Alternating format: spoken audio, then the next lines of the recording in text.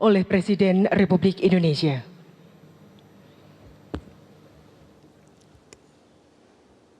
Bismillahirrahmanirrahim. Assalamualaikum warahmatullahi wabarakatuh. Selamat pagi, salam sejahtera bagi kita semuanya. Shalom, Om Swastiastu, Namo Buddhaya, salam kebajikan. Yang saya hormati Wakil Ketua MPR RI, yang saya hormati pimpinan DPR RI yang hadir,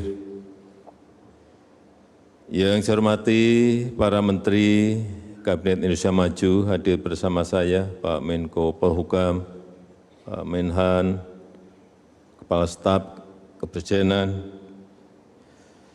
yang saya hormati Panglima TNI dan Kapolri, beserta seluruh Kepala Staf Angkatan,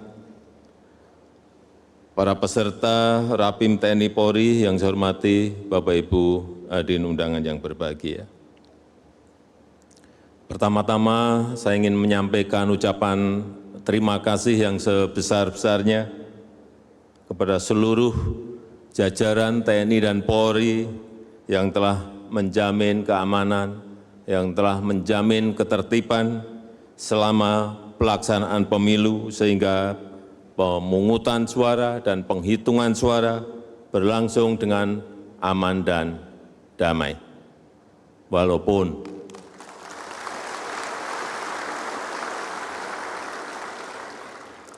saya tahu ada sedikit dinamika dan riak-riak kecil. Itu biasa dan wajar dalam kita berdemokrasi, perbedaan pendapat, perbedaan pilihan, itu juga sangat wajar dalam demokrasi. Namun perlu juga saya ingatkan masih ada beberapa tahapan pemilu sampai Oktober nanti yang perlu langkah-langkah proaktif untuk menetralisir residu-residu politik, untuk memitigasi disinformasi pemilu, serta menjaga kerukunan, menjaga persatuan kita sebagai sebuah bangsa dan negara. Jajaran TNI Polri yang saya banggakan, yang saya cintai, tantangan yang kita hadapi sekarang ini bukan tantangan yang mudah, bukan hanya tantangan di dalam negeri, bukan hanya tantangan di domestik, tapi justru yang paling berat adalah tantangan eksternal, tantangan global yang sangat rumit, juga bisa berdampak signifikan pada situasi ekonomi dan situasi sosial di dalam negeri. Kita tahu ketidakpastian ekonomi masih belum jelas, masih belum pasti. Geopolitik dunia juga sulit dihitung, sulit dikalkulasi. Landscape ekonomi, landscape politik dunia juga sulit dikalkulasi, sulit dihitung. Kita tahu konflik di Ukraina belum selesai, datang konflik Gaza, ada tambahan Yaman, sehingga menyebabkan inflasi pangan melanda dunia. Kita tahu kalau dulu banyak yang menawarkan kepada kita, misalnya beras, hampir semua negara produsen beras menawarkan berasnya kepada kita. Sekarang ini kita mencari beras ke negara-negara produsen itu juga tidak gampang dan tidak mudah. Karena semuanya sekarang ini ngerem untuk tidak ekspor bahan pangannya, baik gandum maupun beras, akibat perubahan iklim, akibat perubahan cuaca dan gangguan rantai pasok. Dan sudah banyak negara yang masuk dalam jurang resesi. Terakhir kita tahu Inggris sudah masuk ke resesi, Jepang sudah masuk ke resesi, dan probabilitas resesi sudah melanda negara-negara besar. Sebagai contoh, Jerman sudah di angka 72%. Kemungkinan bisa masuk ke resesi. Uni Eropa, EU juga sudah di angka 60%, Amerika di angka 40%. Dan kita, ini patut kita syukuri, probabilitas Indonesia masih di angka 1,5%. Ini yang harus terus kita jaga.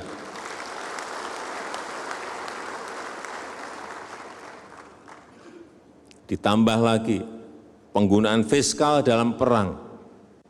Hati-hati, karena Ukraina, karena Gaza, karena Yaman, Houthi, itu menyebabkan penggunaan fiskal dalam perang meningkat sangat tajam.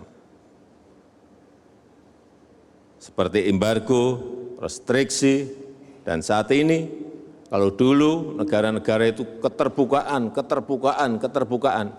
sekarang semua negara melakukan proteksionis, menjadi negara proteksionis. Saat ini ada 1.348 kebijakan proteksionis yang dilakukan oleh negara-negara, utamanya memang urusan pangan. Ini naik 3 kali lipat, artinya naik 300% dibanding tahun 2014. Dan ini akan terus meningkat.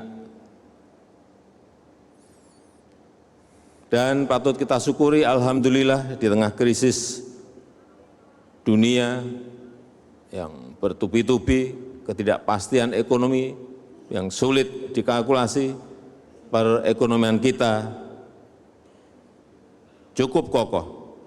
Dan kalau di G20 masuk 3 besar ekonomi yang kondisi growth dan pertumbuhan ekonominya baik. Kita tahu ekonomi kita di tahun 2023 tumbuh 5,05%. Inflasi terkendali di angka 2,57%. Kemiskinan turun di angka 9,36%.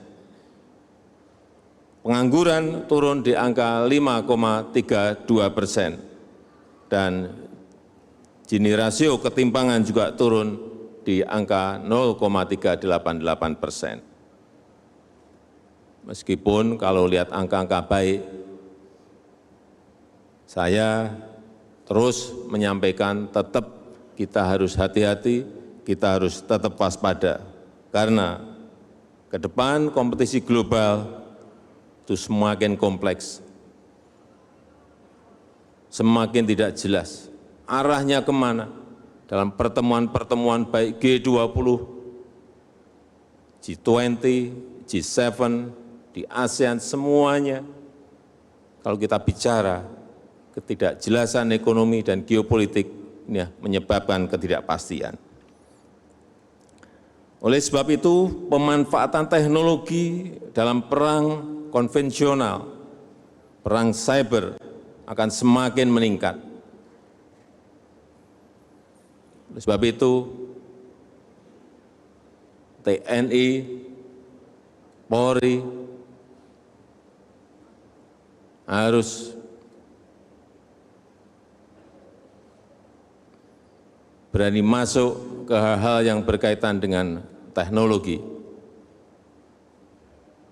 Pesawat tempur perlu, iya. Tank perlu, iya. Tapi hati-hati juga dengan drone. Saya ingat di tahun 2020, bulan Januari,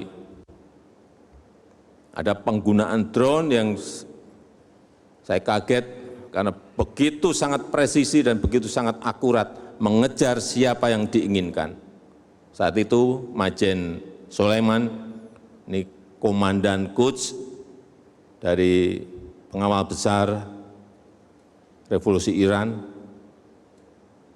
ketembak dari drone yang dipersenjatai, akurat karena memakai face recognition, akhirnya ketembak.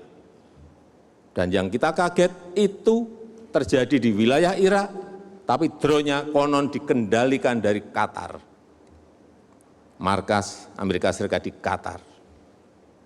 Inilah hal-hal yang harus kita ikuti, kita amati, bagaimana perkembangan teknologi itu bisa merubah dari perang yang konvensional ke perang-perang yang bisa dikendalikan dari jarak jauh. Oleh sebab itu, penguasaan iptek jelas akan semakin dibutuhkan. TNI Polri harus menjadi pembelajar yang aktif, pembelajar yang adaptif. TNI Polri juga harus mampu melakukan deteksi dini, mengambil langkah antisipasi, memperkuat profesionalisme dan pelayanan terhadap masyarakat, memperkuat nilai-nilai TNI prima, Polri yang presisi, serta kemanunggalan dengan rakyat. Sinergi TNI dan Polri sangat mutlak diperlukan. Sinergi horizontal antar kesatuan, sinergi vertikal dari atas sampai bawah. Hilangkan yang namanya ego sektoral, hilangkan sekat dan pandangan-pandangan sempit. Semuanya harus untuk bangsa dan negara. TNI Polri harus menjadi bagian penting untuk menyongsong Indonesia Emas 2045. Karena kita berpeluang besar untuk menjadi negara maju dan keluar dari middle income trap, dan momentumnya adalah 15 tahun ke depan. Saat kita menikmati yang namanya bonus demografi. Dan biasanya dalam sebuah peradaban negara yang namanya bonus demografi, peluang seperti ini hanya muncul sekali. Negara-negara di Amerika Latin tahun 50, tahun 60, tahun 70 sudah menjadi negara berkembang saat itu. Sudah menjadi negara berkembang. Tapi sampai saat ini mereka tetap menjadi negara berkembang. Karena tidak mampu melakukan terobosan, tidak mampu melompat untuk menjadi negara maju. Ini hal-hal seperti ini yang juga harus kita amati dan kita pelajari, supaya kita tidak terjebak pada middle income trap. Ada peluang tapi juga tantangannya tidak kecil. Sehingga semua kebijakan-kebijakan harus hati-hati. Pembangunan harus dilakukan berkelanjutan, harus dijalankan secara konsisten, ini yang penting, dan harus dikawal dengan detail dan teliti. Terakhir, dalam kesempatan yang baik ini, dalam kesempatan yang berbahagia ini, saya ingin menyampaikan penganugerahan kenaikan pangkat secara istimewa berupa Jenderal TNI Kehormatan kepada Bapak Prabowo Subianto.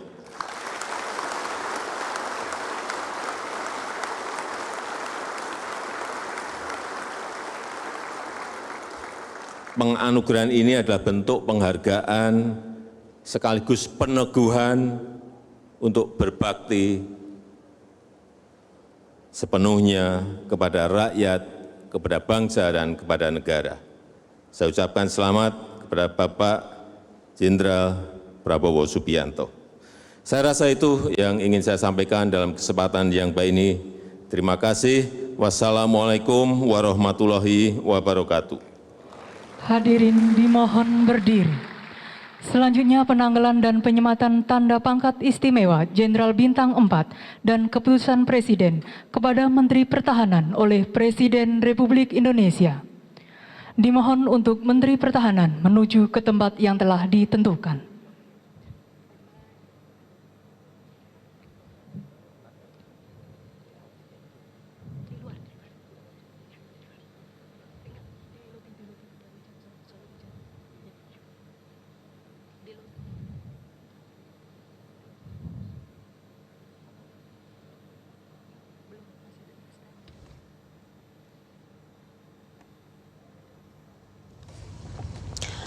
Pemirsa yang baru saja Anda saksikan, ini adalah prosesi berlangsungnya pemberian anugerah Jenderal Kehormatan yang diberikan oleh Presiden Joko Widodo kepada Menteri Pertahanan Prabowo Subianto. Ini diselenggarakan di Markas Besar TNI di Cilangkap dalam Rapim TNI Polri hari ini. Pagi hari ini pukul 9.30 waktu Indonesia Barat. Dan Prabowo Subianto ini diberikan Jenderal TNI Kehormatan sebagai bentuk peneguhan untuk berbakti sepenuhnya pada rakyat, bangsa, dan negara. Dan Kepres ini disampaikan langsung oleh Presiden Joko Widodo.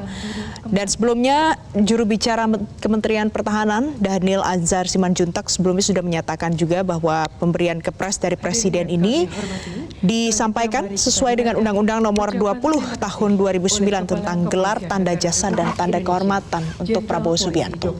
Jelajahi cara baru mendapatkan informasi. Download Metro TV Extend sekarang.